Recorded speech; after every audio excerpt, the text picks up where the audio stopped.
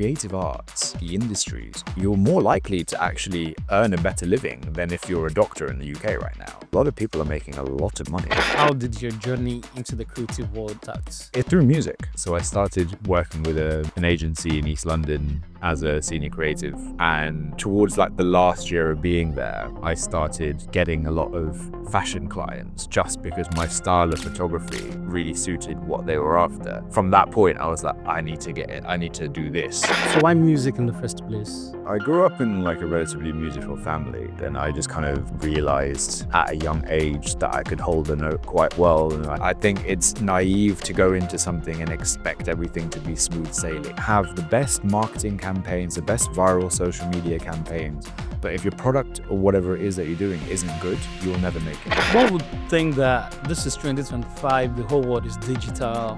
There's actually no place for magazine again. What is the hope that keeps you guys going? Well, because I think it's actually because everything is so digital, it's making people want physical things again. What story have you guys told through the magazine? Football related one. It was fascinating because I grew up 10 minutes away from the stadium. So, you know, I got in touch with the team at Luton, and I was like, I have to cover this for the magazine because this is unprecedented. Like, this has never happened. We're probably going to get relegated, so I don't think it's going down to a couple games and being able to be pitch side photographing Luton playing against Brighton. And it was like, it was super cool just to kind of talk about that almost from like a childhood perspective to today as an adult. And this episode is brought to you by 1219 Styles. For quality bespoke suits crafted to perfection, all from the comfort of your home. Schedule a virtual measurement today at www.1219styles.com. Hey, my name is Rikesh. I'm a menswear photographer and writer. You are watching Threads and Profits with my folk of Ndura. And I am Michael O'Connor. I'm the host of Threads and Profits. Thank you very much, Rikesh, for coming. I'm happy we're getting to do this.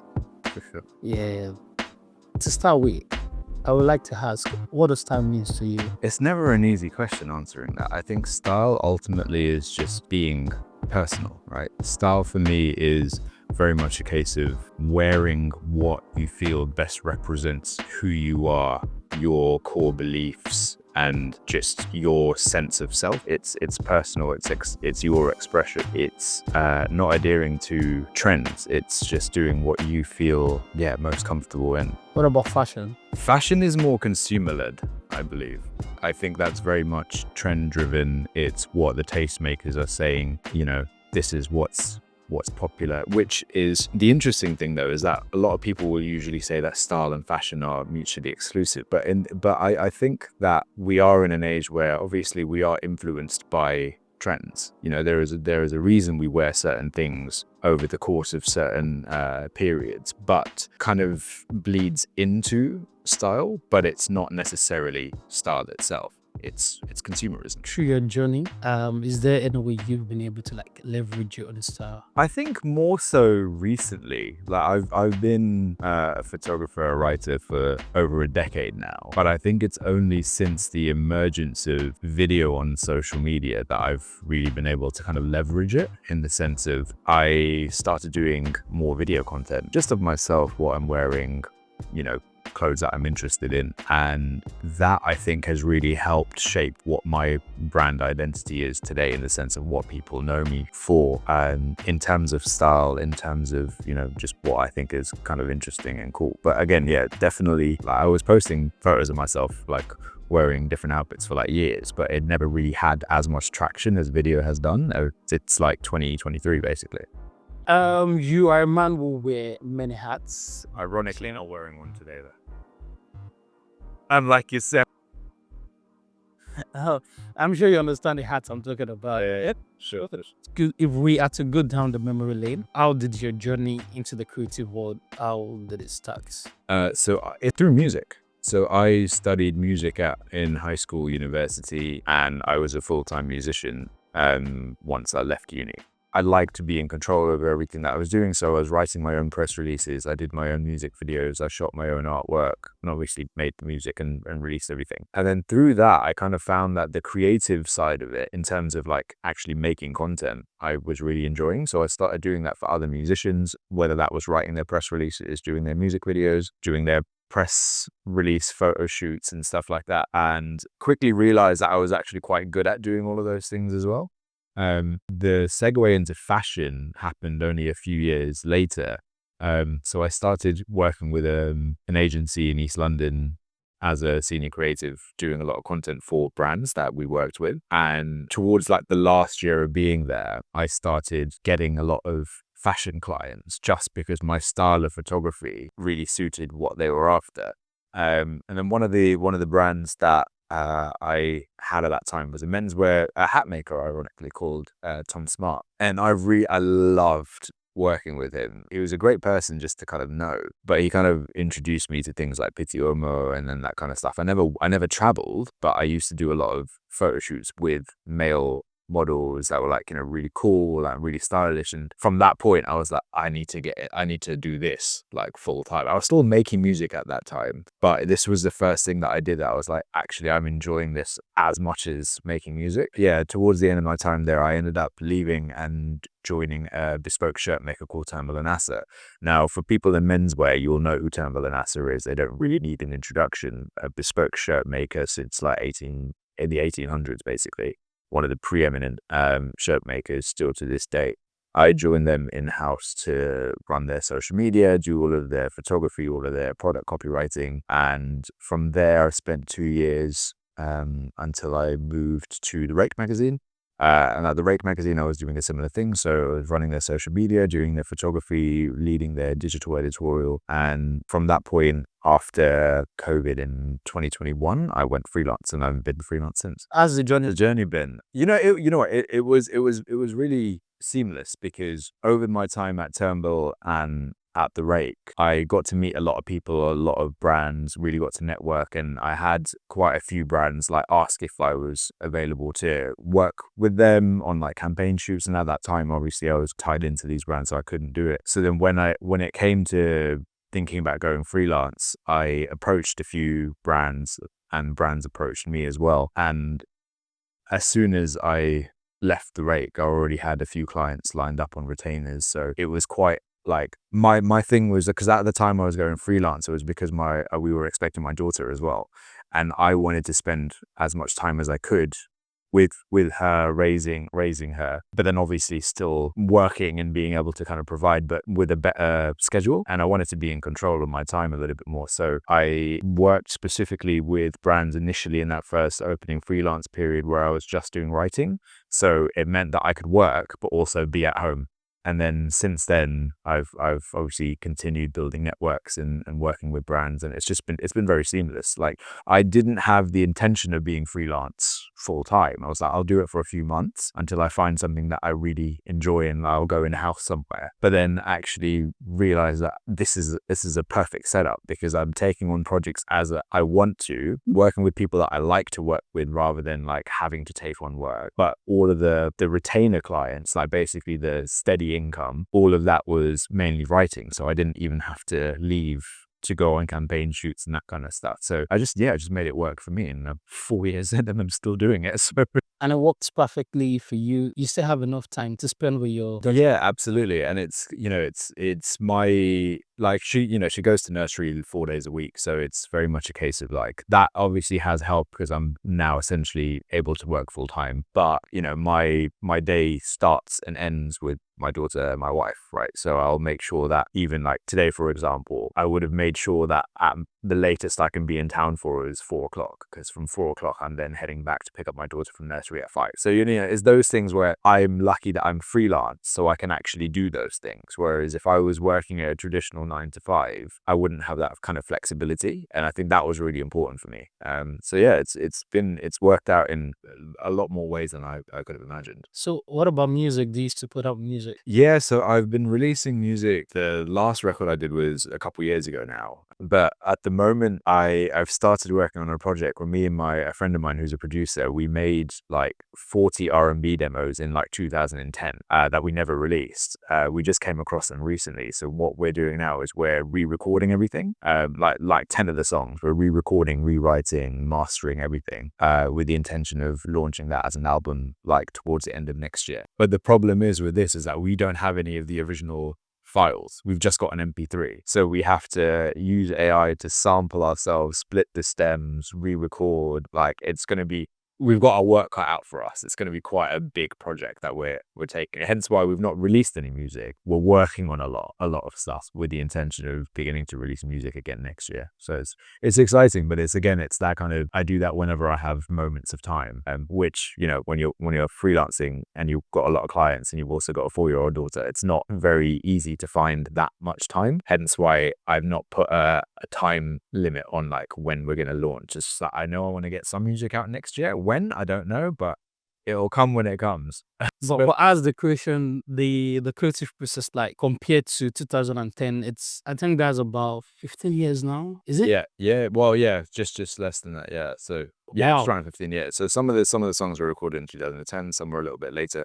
So it's been really nice to kind of go back to those songs and be like, oh, this still sounds quite good, but then also we can sing it a lot better. I can write it a lot better, and we can make it a little bit more contemporary to now. I know when musicians, when they record music, from interviews I've listened to, a lot of them record from a place of like emotion or trying to pass a message. Was there any message you were trying to pass then, or was there an emotion that? Not necessarily. I think with those songs in particular, we were just working on what we just enjoyed listening to. Yeah. Oh, okay. So like when I write to the music rather than I write and then we make music around it. So depending on the emotion of the record, I'll be able to write something that feels relevant to how it sounds. So it's actually, for me, writing is a lot more methodical than emotional. And that's kind of our approach. But then obviously I will try to incorporate certain messages of things that are happening at this point in time. It just all depends on the music itself, really. I tried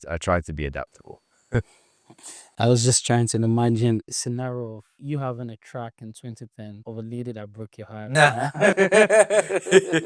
Yeah, some things have to be adapted. This is 2025. Yeah. You most likely won't want to put out a track like that. Yeah, no, it's but it's interesting, right? Because I think it's not necessarily like tapping into personal emotion all the time. It's what kind of resonates with the wider public and the audience. So I'd still write songs about heartbreak, but it might not necessarily be my heartbreak because I haven't had that, but it's being able to channel into personal emotion and experience to then create something that resonates. Somebody might just be on the streets who is currently going through an outbreak. Yeah, exactly. And is able to feed into what you're singing about. Yeah, for sure. At that point in time. Yeah, for sure. So why music in the first place? It's hard to say, really. I grew up in like a relatively musical family.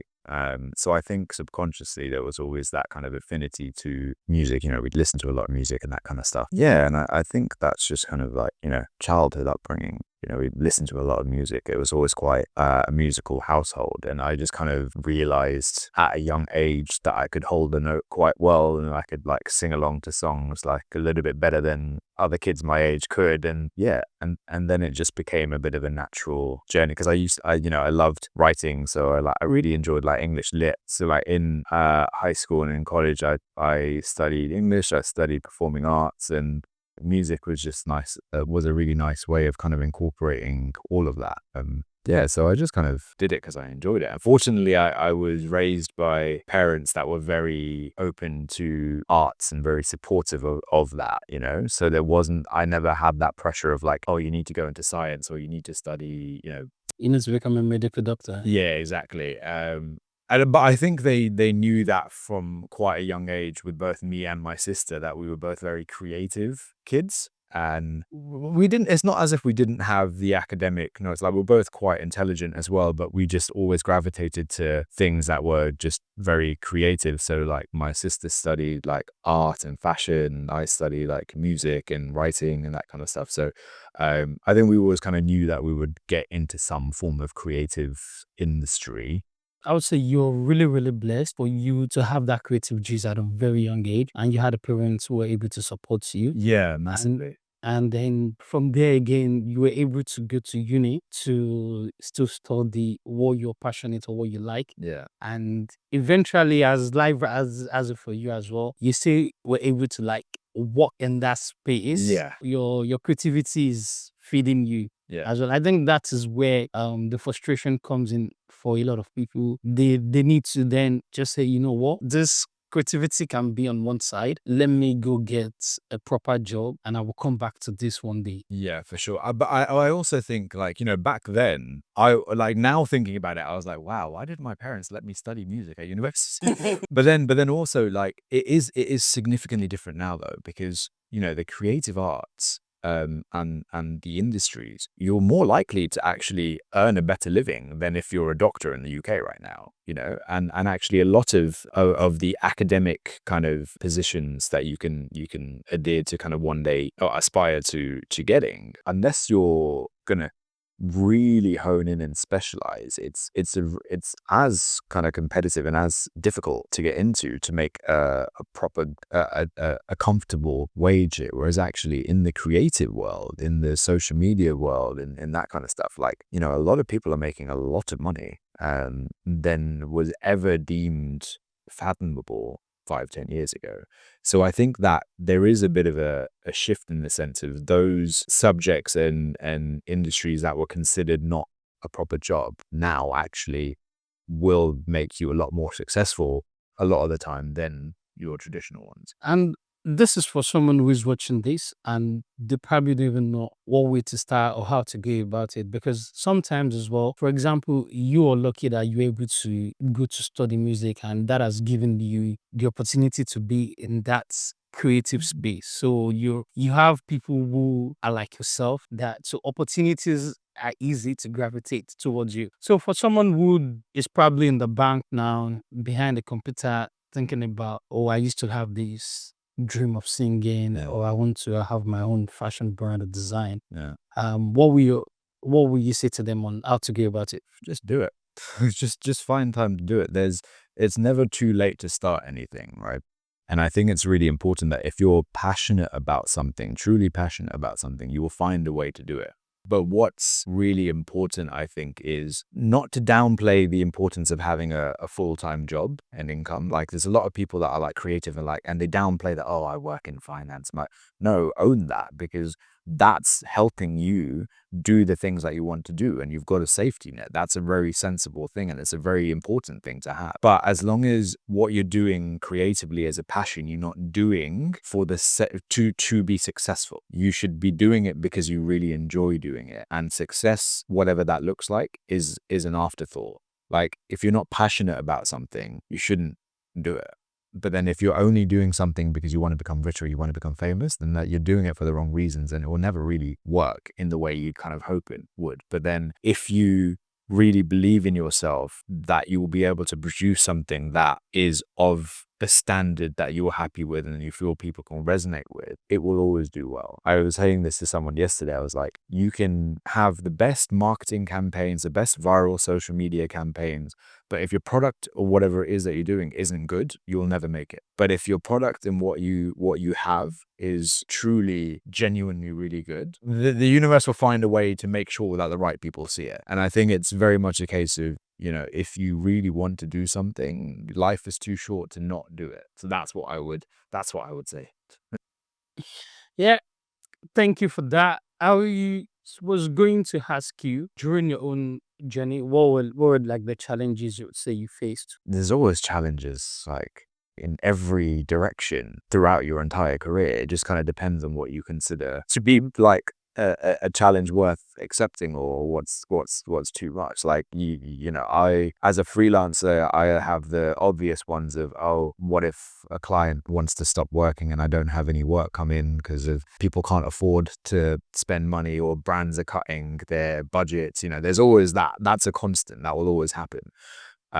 You might end up taking on a project where you end up working with people that you really don't get along with, and you're kind of hamstrung with the stuff that you're producing. Or you can do a shoot where you're really happy with the stuff that you have made, but then the brand doesn't like it, and then you're like, oh, what happens then? There's always some form of challenge, and you know, you'll find that across your entire career. And I think actually it's how you navigate those challenges that will make you successful, right? I think it's naive to go into something and expect everything to be smooth sailing. Like, even people that are like 30, 40 years into the industry, they've got their own brands, they've got various shops around the world, they still have challenges. They will always have challenges. And I think challenges, depending on your mindset, can actually be quite good for you, because otherwise, you know, you're just coasting and it's not giving you anything that's worth making sure you learn from or adapt to or improvise on. You know, it's challenges are what makes things fun, I think.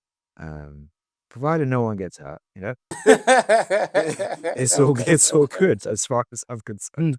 What the success looks like. I think waking up being excited about what you're doing. I don't think it needs to be like anything flashy. I think it's, if you're very happy with your life and you're very content with what you're doing, that's success. That's, you know, having a roof over your head, having a family you're able to nurture, spending your time working on something you really enjoy doing. That's what success is. Like, I spent a lot of time working in places that I didn't enjoy, and I was like, I spend so much time at work. How can I not enjoy this? It's such a waste of life. And I think when you are in the position where you're able to really do something that you enjoy for a living, and you're able to sustain that and survive off of that, I think that's ultimately what success is. And that's not to say that, you know, it's like creative. Like, your job could be working in Sainsbury's, and if that really fulfills you, then that's success. You know, it doesn't matter what it is that you do, it's how you feel and how what you do makes you feel. If you wake up every morning and you're really happy just from the start, you know, that's success. Are you unhappy, man? 100%. Yeah. I think being a dad really hones that in, because it gives you a whole other purpose for life. And I definitely think I've become more well-rounded and well kind of like, you know, appreciative of all things good and bad since having a kid. And, you know, the fact that I'm able to work with brands and actually pick and choose who I want to work with, that is a nice bonus. But to see that my wife and I are raising a daughter that is just like the most incredible being, like, how can you not wake up happy? You know, it's really fun to see that. You're blessed, man. Yeah, 100%. All right. Let's talk about the magazine you write as well. Yeah. How did you find yourself in Well, the journey? Well, so working at the Rake magazine, I had I've been in the magazine industry anyway. So, and I always loved writing. I've always found that as a really nice medium for me. But the magazine, the Accessible magazine, the one I'm editor of now, basically came through Luke. And Luke is, you know, similar to me. He's a menswear photographer, does loads of different things, has a lot of really varied interests. And we kind of found ourselves at an impasse, because we are mainly known as fashion photographers and menswear photographers, but we have a lot of other interests. So we really love sports. We really love traveling. We're quite clued into like political and societal climate, and have quite a good network of really interesting people. And then, you know, and obviously we have a penchant for fashion as well. And we just had like a lot of really cool photos that were like, you know, when I've been traveling like to Havana and to Chennai, and then like Luke's been to like Tashkent and Aqaba, and you're like, what are you looking for? Yeah, exactly. But it's like, we had all of this really cool content and these really great photos. So we were initially like, oh, we should do like a zine of sorts. And then it just kind of expanded. And like, oh, if we're doing that, let's do a section on football. Or let's do a section on fashion. Let's do a section on travel. Let's do a section on politics. Let's do a section on whatever. And it was just like, the more we spoke about it, the more we're like, this is going to be a magazine, isn't it? And that's just how it kind of stemmed. So the first year we launched online as a subscription service. So all the articles and stuff I would write, Luke and I would shoot. Luke would write, I'd edit, etc., etc. And the money that we made from that funded the first ever print issue. And since then, the sales of issue 1 have funded issue 2. The sales of issue 2 have funded issue 3, which is going to be releasing later this year. And it's just been a really fun project, because like our whole thing, like the ethos of the Accessible magazine, is to tell stories that you won't necessarily hear about from people you won't necessarily have heard of. And that's not strictly fashion. It's multi-industry, multi-genre, and just quite varied. But it's a case of like telling really interesting stories. So what story have you guys told through the magazine so far that you find interesting or you cherish the most? There's loads. I think, I've done a piece on fatherhood. I've done a piece on what it's like in Havana right now. Some really interesting travel pieces. Luke, for issue 3, Luke was on the Syrian border at a refugee camp, kind of talking about that. Last issue, he was in Cantamanta Market in Ghana to talk about, pollution and that kind of stuff, and he was held at gunpoint. And it's like there's lots of really, really interesting and fascinating stories. Like even one of my personal favorites was actually a football related one. So I'm from a town in the UK called Luton, and it's one of the few stadiums that's like in the middle of a residential area. So for the away fans, they have to go up a bridge and over some back gardens to get into the stadium. And it's like it's really cool. Like it's a really small stadium, and they've always been like lower league team throughout my entire life, but over the last kind of few years they ended up getting into the Premier League, which is like the top league, because they were just performed really well. So it was a David versus Goliath kind of situation, right? Because his team, where stadium is falling apart, can only like hold like 14,000 people, whatever, was suddenly playing against teams like Manchester City and Liverpool and Arsenal. And it was fascinating, because I grew up 10 minutes away from the stadium. So, I got in touch with the team at Luton, and I was like, I have to cover this for the magazine, because this is unprecedented. Like this has never happened. We're probably going to get relegated, so I don't think we're going to. So like, let's do this. So I ended up going down to a couple games and being able to be pitch side photographing Luton playing against Brighton, and it was super cool just to kind of talk about that almost from like a childhood perspective to today as an adult, and just seeing everything in between was quite surreal. Like there's a lot of really interesting like personal stories in all of the issues of the magazine, which I think, like, even if you're not interested in football, or you're not interested in politics, or you're not interested in fashion or whatever, you can read those pieces and you'd still resonate with them, because all of them have a first person perspective, like a human touch and human element to it, which makes it really accessible. And that's the whole premise. That's the whole idea. Yeah. The Accessible magazine. Yeah. It's one of the only magazines where you'll find loads of different things in it. But because Luke and I photograph it all, there's that visual consistency, which makes it feel like a seamless magazine, even though the subjects are all really varied. One would think that this is 2025, the whole world is digital, people are always on their phone.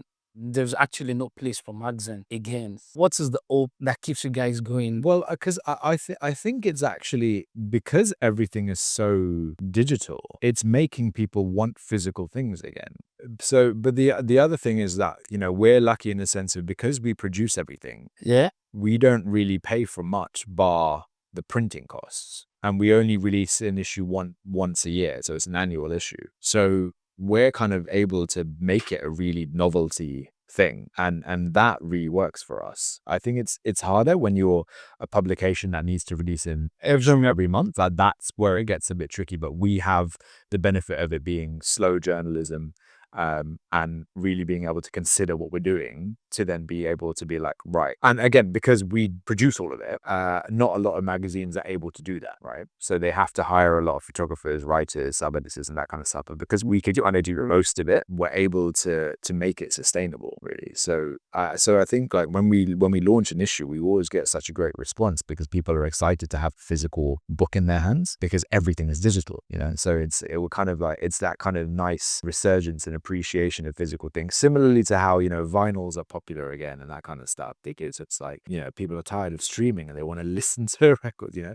It happens. It's all it all Back kind and of forth. cycles. Yeah, 100%. It's the same way we're going back to vintage stores to get the vintage, the vintage outfits. Yeah. And people are revisiting the vintage style back again to say, let us bring back the vintage style. We're tired of the present era. I never thought about that because I just used to think growing up we used to read a lot of magazines, but lately the way we consume them has reduced drastically. Most of the magazines I used to buy and read then, they're now online, so it's something you can just on when you tap on your phone you can easily find it. So Exactly. why do I want to then go to buy?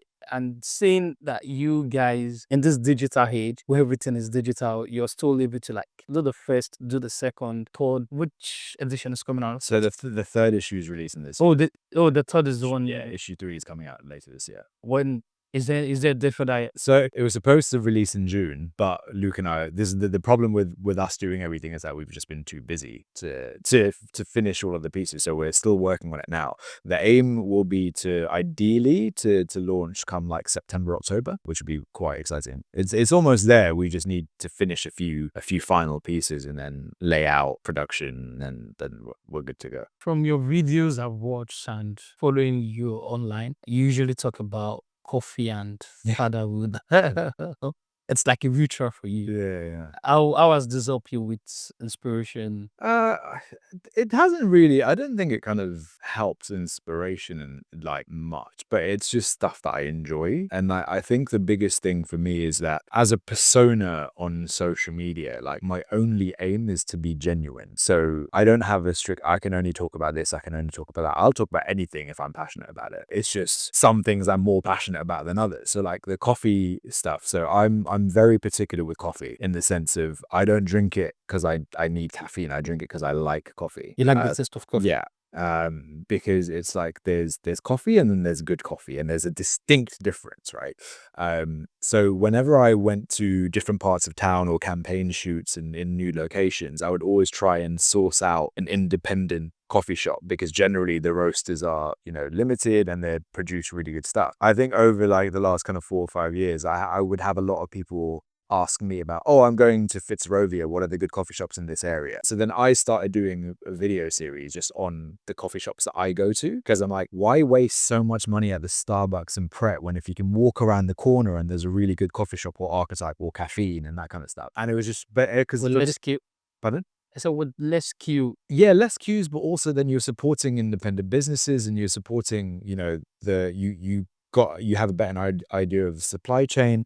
And for me, it's very similar to clothing. It's like, why would you go to the high street and buy something that's going to be quite expensive but made of polyester or made of really bad construction, where there are independent makers that are creating beautiful pieces that aren't actually that much more expensive, but you're helping supporting businesses and that kind of stuff. And that's where it kind of stemmed from. So I ended up doing a lot of videos on like, you know, just coffee shops and that kind of stuff. But then that actually opened up the doors a little bit for me to create content for the coffee industry as well. So I've just started as an ambassador for a coffee roaster called Assembly.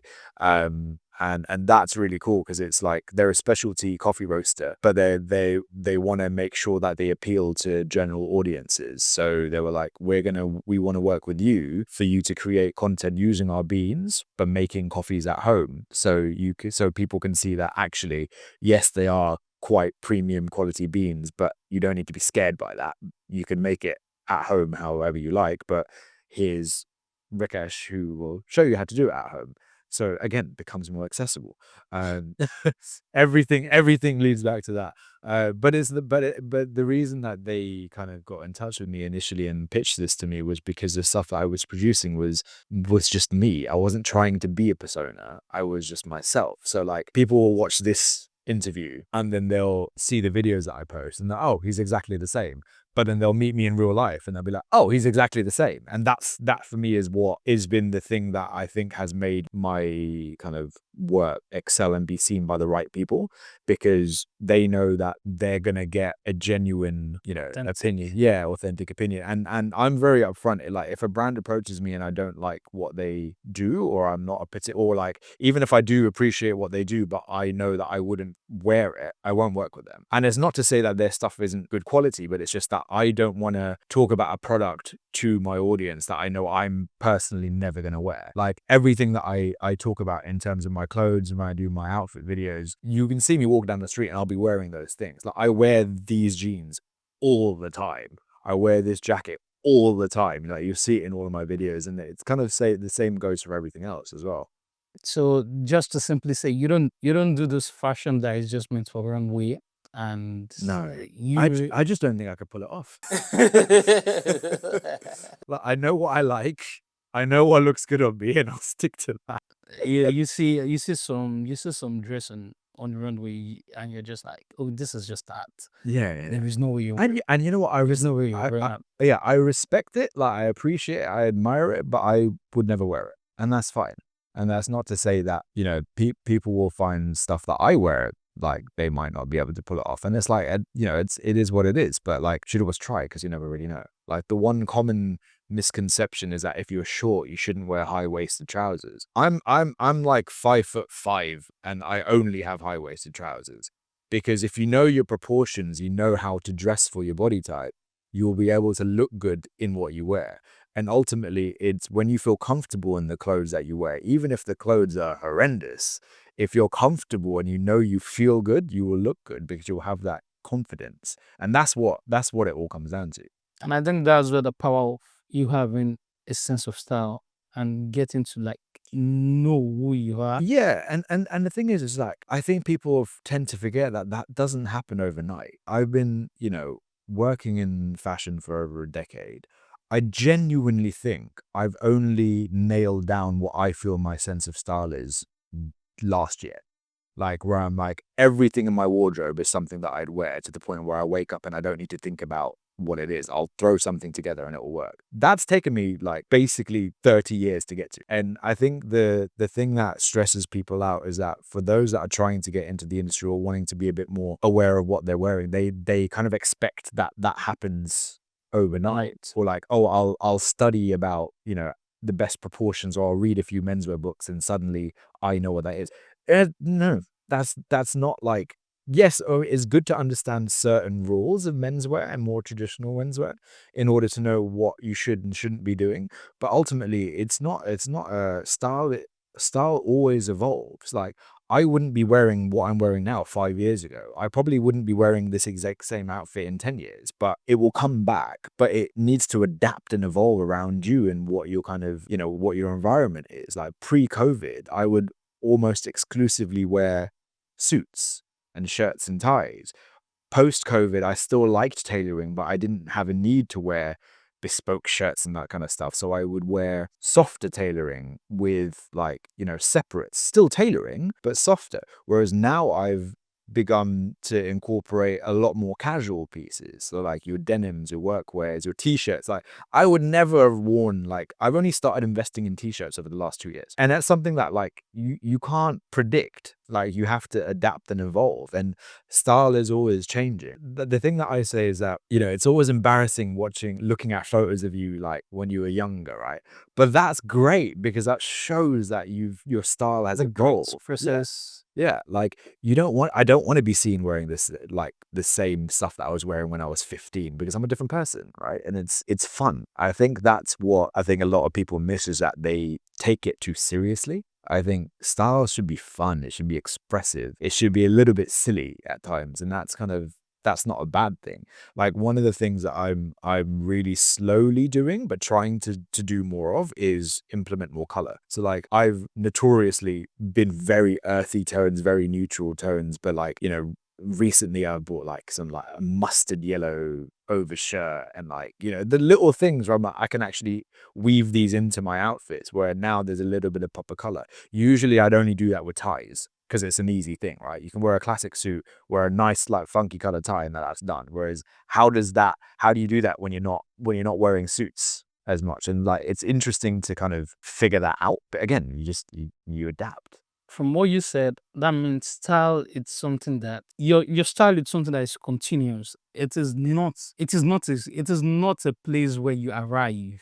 No. It's not something you arrive at and say, this is my style and this is what it's going to be forever. Yeah, for sure. And like, you know, there's certain things where like, you know, where there are strict dress codes, if you're a black tie and that kind of stuff, where those things are very much, this is my style, this is timeless, this is what I'd wear. But in a day to day, you know, you should, it will always kind of adapt. It depends on the mood. Like I'll wake up one day and I'll be like, I want to wear a suit, or like, I want to wear jeans, and just like, sometimes I don't have time. I'm like, shit, I need to run out of the house. Let me just put on wherever I have. And it, you know, it's that it will always be a journey, and that's what makes it so much fun. What's your outfits? What's the mood for your outfits for today? This is like my go-to thing now. Whenever I'm like, when I want to look considered, but I also don't want to be too polished. So yeah, the t-shirts, I like statement tees now. I think they're just really fun, provided that you're wearing a soft structured jacket. So this is obviously, you see the shoulders are really soft. It's double breasted, so it's a bit more voluminous and just a little bit more relaxed. The lapel always has to be wide. Like the wider the lapel, the better. Like I can't do narrow lapels. Like, it's the thing that pisses me off so much. It ruins a suit if they're narrow lapels. Why is that? I just think just proportion, man. It just makes it look cooler. Like it just looks like you're more kind of considered. Like the jeans, for example, they're a 16-ounce neppy denim made to measure from Black Horse Lane. But they're super high waisted, and it's something that I've always struggled with in terms of jeans. Because like you don't really find too many like exaggeratedly like long high waist with like, or like high rise, for example. So I had these made because I was like, I want to be able to be comfortable in this my kind of style. And then yeah, the loafers are Mercfist loafers, but they're again horse bit, so they're like they're like casual but then still slightly elegant. But like, I could wear this outfit with trainers or boots or more formal shoes or slip-ons, and it'd look the same. Like like you can basically, I could chop and change kind of any of this. Like I could wear a different jacket or a different color t-shirt, slightly darker jeans, or like, you know, washed jeans, different crop.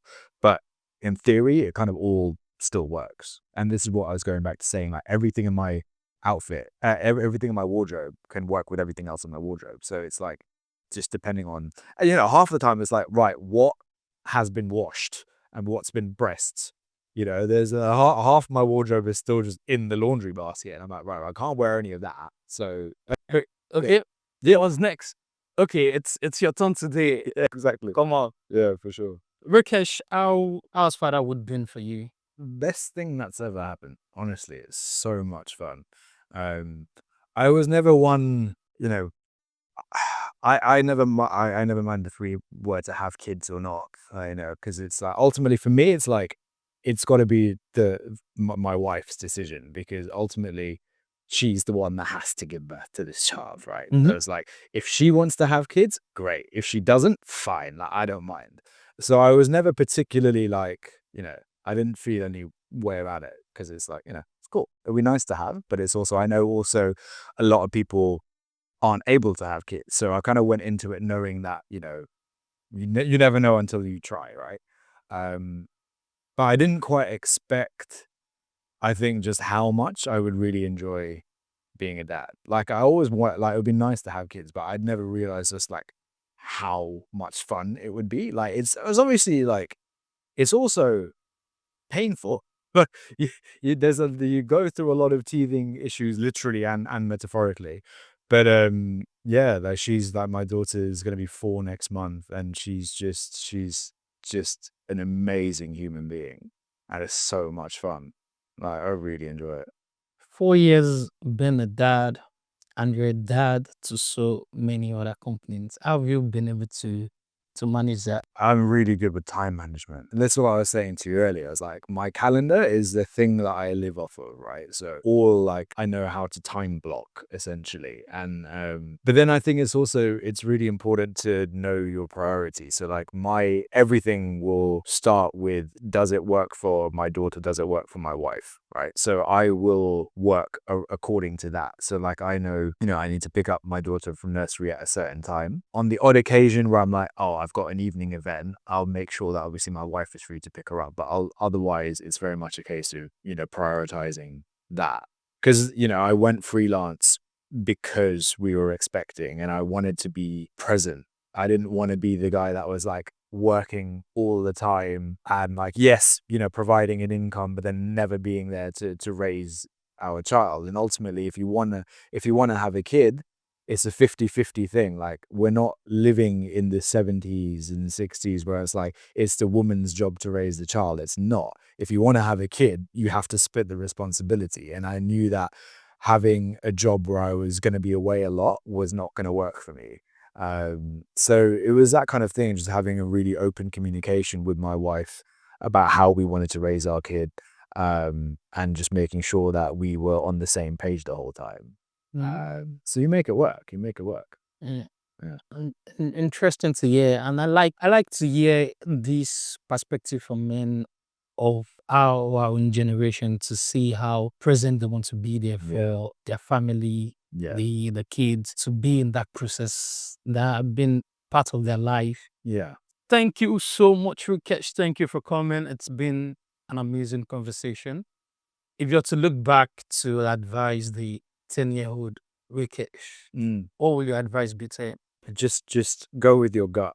Whatever you think is right for you is right for you. There's been a lot of things that have happened over that space of time which, hasn't been great, but ultimately all of the bad things as well as the good things help you get to where you want to be.